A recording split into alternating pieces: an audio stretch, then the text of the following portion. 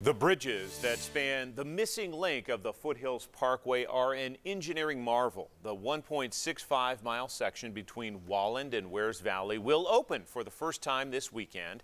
10 News reporter Grant Robinson introduces us to one of the key engineers behind the decades-long project.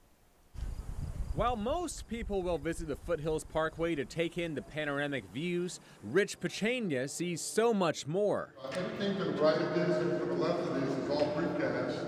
Rich engineers bridges for the Federal Highway Administration. The bridges spanning the missing link on the Foothills Parkway, and especially Bridge 2, are his pride and joy. He worked on them for more than 30 years. For my entire career, for the officer's entire career, everybody has had some involvement with this project. Bridge 2 spans nearly 800 feet and has an 8% grade.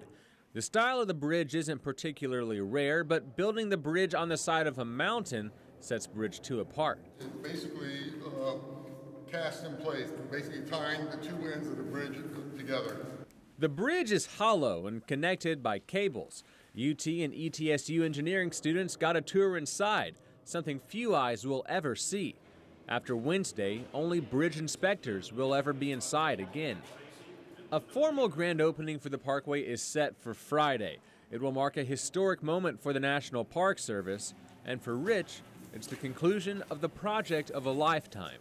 From a level from 0 to 10, I would rank it as number 10. I mean, to work on this project is an opportunity.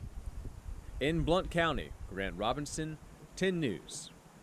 What a view there. Tomorrow at 2, tomorrow a 2-mile stretch of the parkway will open to pedestrians, weather permitting. Yeah, and shuttles will run from the River Rat in Townsend. You can find much more information at WBIR.com.